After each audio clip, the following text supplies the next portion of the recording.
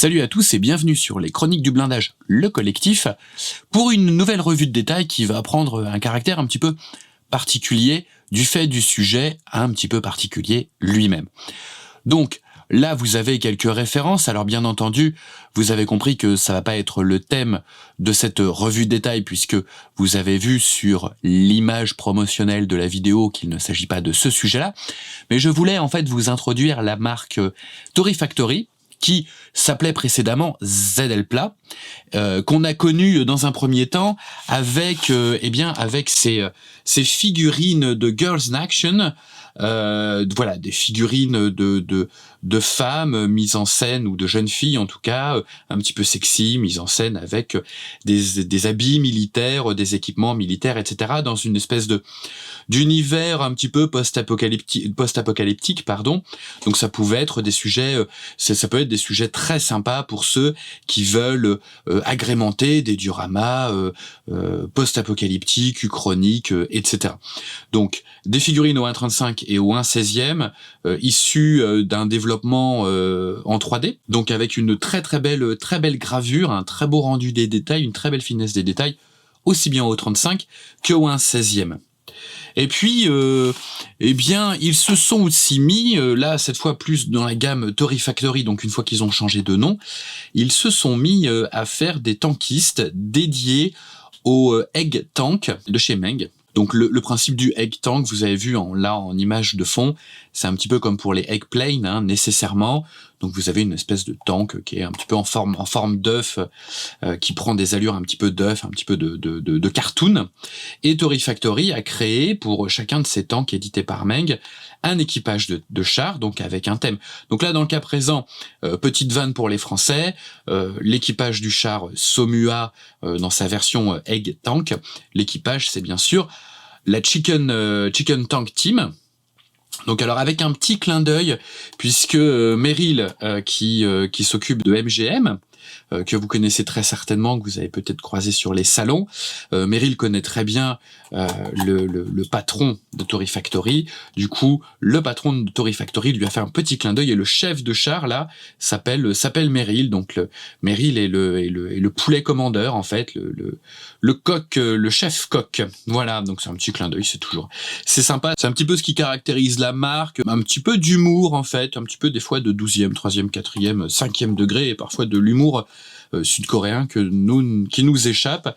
Et justement, en parlant d'humour sud-coréen, on a cette figurine là d'une mamie en version badass, hein, puisqu'elle a son shotgun et un lance-grenade 40 mm dans la main. Alors quand j'avais reçu ça, Meryl me l'avait envoyé pour chroniquer. Quand j'avais reçu ça, je m'étais demandé d'où ça venait, c'était quoi, un film ou quoi que ce soit. Alors en fait non, c'est une petite mamie sud-coréenne qui tient un parcours de tir, voilà, où on peut aller tirer avec des armes, hein, réelles, M60, etc. C'est assez spécial comme concept. Eh bien, cette petite mamie, elle fait le buzz comme ça, avec ces photos-là sur Instagram, et donc elle est devenue très très connue en Corée du Sud. Donc nous, par contre, ça nous a complètement échappé, c'est pas arrivé jusqu'à nous, c'est dommage parce que c'est très très marrant. Et alors on peut aussi l'équiper, hein, carrément avec le minigun, le XM134, hein. Donc on ne sait jamais vraiment où attendre Tory Factory, surtout que parfois, eh bien, il s'attaque à des sujets classiques, du coup ça surprend. Dans le cas présent, alors c'était en amont du film Midway, c'était très inspiré du film Midway. Ils ont sorti donc des équipages de pont, donc deck crews, ainsi que des pilotes avec 2 sets. Donc ici avec des poses un petit peu statiques, classiques, et puis il y a un autre set avec des poses façon branle-bas de combat sur le pont d'envol. Tout le monde court dans tous les sens, ça se jette même par terre, ça glisse, enfin c'est la folie totale. Donc 2 sets, aussi bien édités au 1.72, au 1.48, mais pas au 1.32. Alors c'est un petit peu dommage, moi je regrette. Donc toujours de la technologie 3D, hein, c'est ce qui permet de décliner ces figurines facilement à différentes échelles, avec un rendu des uniformes, du détail qui est tout à fait satisfaisant.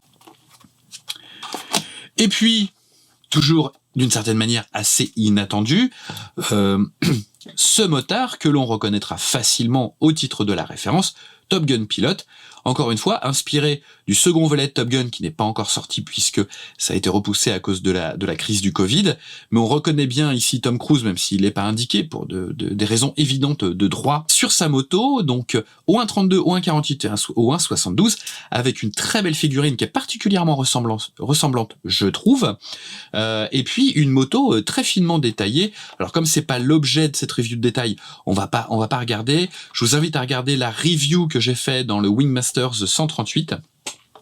Vous y verrez des détails des pièces, c'est assez impressionnant.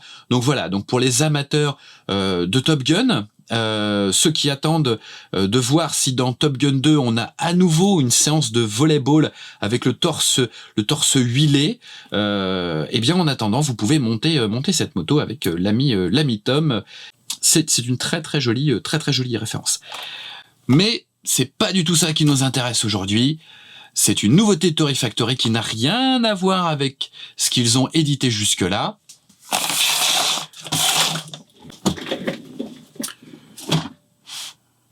Eh bien, c'est un maillon de chenille. Et oui. Alors, pourquoi, me direz-vous ? J'aurais très envie de vous répondre, pourquoi pas ? Ou alors éventuellement parce que. Voilà donc que Tory Factory se met à éditer des patins de chenilles de chars célèbres de la Deuxième Guerre mondiale à l'échelle 1. Alors là, on n'est plus vraiment sur de la maquette, on n'est pas encore sur du militaria, on est sur une espèce de concept un peu geek. La boîte est assez impressionnante puisque dans le cas présent, il s'agit d'un maillon de Panzerkampfwagen 3 ou 4, hein, donc avec une largeur de 40 cm, donc la boîte fait un petit peu plus de 40 cm, elle est assez lourde. Ça m'a surpris la première fois que j'ai attrapé la boîte, hein, j'ai failli me faire un tour de rein. Elle est assez lourde et quand je dis que c'est pas vraiment de la maquette, c'est parce que tout est déjà quasiment préparé. Hein. J'ouvre la boîte. Voilà, vous avez juste une grappe en fait qui contient la dent guide à assembler en deux parties. Vous avez ici les extrémités donc de l'axe, hein, axe que vous avez là qui est déjà prêt en fait. Hein. Voilà, l'axe qui est ici. Et puis vous avez des petites pièces. Alors vous avez des maillons. Vraisemblablement, là on est sur du 1/16e. Et puis vous avez un petit maillet. Alors pourquoi y a-t-il un petit maillet ? C'est beaucoup trop petit pour pouvoir l'utiliser pour mettre l'axe. El Diablo, qu'est-ce que tu nous racontes ? Alors c'est parce qu'en fait il y a une version en série limitée qui inclut une figurine d'un goût spécial, hein, bon, Tory Factory fait des filles un petit peu sexy, post-apocalyptiques, zombies, etc. Là, dans le cas présent, ils nous ont quand même fait dans la version limitée une figurine, une espèce de Eva Braun sexy bondage nazi qui donc est censé tenir le burin. Donc malheureusement je n'ai pas eu la chance de recevoir cette édition limitée. J'en remercie d'ailleurs Sylvain car je n'en avais pas besoin. Moi c'est pas des sujets qu'on reproduise des pin-up américaines parce que c'était dans la culture sur les Nozart, etc. Pourquoi pas. Mais là ce que j'aurais aimé honnêtement si on était vraiment sur de l'humour, ça aurait été un ours pour tenir le maillet. Hein. Je vous laisse comprendre pourquoi. Pour ceux qui connaissent, voilà, les divisions blindées allemandes, ça aurait été plutôt très sympa d'avoir un ours. Ça aurait été beaucoup plus fun qu'une espèce de nazi sexy bondage. Enfin bref, donc elle n'est pas dans cette boîte. Donc rassurez-vous, point de bondage sexy. Voilà, on est là, on est sur du lourd. On n'a que le patin de chenille. Un point, c'est tout. On est des gars ou on n'est pas des gars. Alors on sort l'axe, je vous ai montré tout à l'heure, et puis on sort le patin de chenille. Ah, non, je déconne. Hop, voilà, on sort le patin de chenille qui est en deux parties, mais qui se présente directement dans la boîte comme ça. Hein. Donc vous voyez, ça a déjà été dégrappé hein, pour des évidentes raisons de gain de place. Hein. S'il avait fallu mettre la grappe autour, la boîte aurait fait deux fois la taille. Et puis donc il est en deux parties. Donc voilà, ça s'adapte particulièrement bien. Voyez-vous, hop. Voilà, comme ça, c'est pas mal. On a les marques de fonderie ici. Alors, on regrettera simplement que là, la partie à l'intérieur, elle est un petit peu lisse. De l'autre côté, c'est pareil, hein, c'est un petit peu creux. Donc, c'est pas un petit peu creux, c'est creux tout court. Donc, on le mettra plutôt comme ça. Ça peut être sympa, en fait, en décoration, dans la vitrine. Si vous avez une vitrine assez importante, ou alors si vous avez une vitrine, mais que vous avez très peu de modèles dedans, il vous reste donc de la place, et vous pouvez le mettre Hein, voilà, pour décorer. Alors bien sûr, faut l'assembler, le peindre. Donc l'assembler, le coller. Retirez-moi ces lignes d'assemblage. Et puis, bon, je trouve que la texture de fonderie, elle est un petit peu trop discrète pour l'échelle.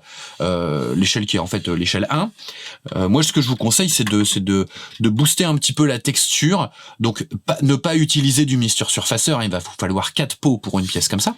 Vous utilisez une fois que c'est assemblé, un simple mastic, un enduit mural, que vous venez tapoter avec une grosse brosse. Hein. Là, on travaille à l'échelle 1, donc on y va, on tartine, vous laissez sécher, puis après vous passez différentes peintures, des nuances, alors pas forcément noires, hein, mais plutôt des nuances de brun, brun rouge, brun noir. Vous jouez un petit peu comme ça, puis vous pouvez carrément ensuite claquer de la peinture à l'huile que vous fondez même à la limite grossièrement. Et puis pour l'empoussiérage, puisqu'on est à l'échelle 1, on va pas trop se creuser la tête, hein. On va pas utiliser des pigments, etc. Si vous avez un jardin, eh bien, une fois que votre pièce elle est peinte, vous avez mis un vernis de protection, eh ben vous la traînez dans votre jardin. Vous mettez de la terre de votre jardin, vous mettez du sable. Voilà, on est sur du 1-1, donc on utilise des matériaux à l'échelle 1. C'est une petite référence assez fun qui est disponible chez Domino, chez notre partenaire Domino. Et sachez que chaque maillon, en fait, peut s'assembler, hein, donc vous pouvez jouer à l'assemblage de Frioul, mais en version échelle 1, hein, puisque vous allez prendre dans l'axe, hein, après elle sera fonctionnelle, donc j'ai chez moi une chenille de Panzer 4 fonctionnelle. Voilà, et ça pourrait tout à fait décorer, agrémenter votre vitrine. Hein, c'est un petit côté militaria. Alors c'est un petit peu gros pour agrémenter un diorama, par exemple, pour le mettre sur un côté de diorama pour faire c'est du Panzer 4, regardez, c'est un maillon de voilà.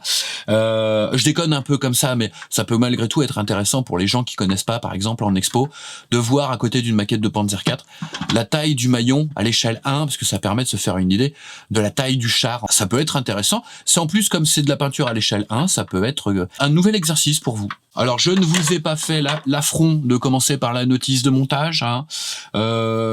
Disons que je pense que un enfant de 2 ans peut réussir à assembler... j'essaierai d'ailleurs avec mes enfants, peut réussir à assembler ce patin de chenille, rien de très très compliqué. La phase 6, donc les petits chiots, bien vous montre qu'on peut assembler plusieurs patins ensemble. La boîte inclut un petit flyer prévisionnel. On va avoir du patin de Tigre, du patin de Sherman, du patin de Abrams et du patin de T-34 à venir. Donc voilà. Pour les amateurs des autres armées et puis pour les amateurs de moderne, vous aurez éventuellement de quoi agrémenter votre vitrine avec un vrai faux militaria. Regarde, j'ai trouvé un patin de chenille pendant mes vacances en Normandie. Voilà, vous pouvez essayer de faire croire ça à vos amis. Pourquoi pas, si la peinture est réaliste. Torii Factory donc nous surprend et prend une direction un petit peu particulière avec ce premier maillon de chenille à l'échelle 1, donc qui concerne le Panzerkampfwagen E3 et 4 avec des patins de largeur de 40 cm. C'est très original, c'est surprenant. En même temps, je vais vous avouer quelque chose de tout à fait personnel. C'est un échantillon qui nous a donc été envoyé par notre partenaire Domino. Je l'en remercie. J'avoue que quand j'ai été averti que j'allais devoir faire la review de ce patin de chenille, j'étais pas forcément... voilà, je considérais que je n'étais pas la cible.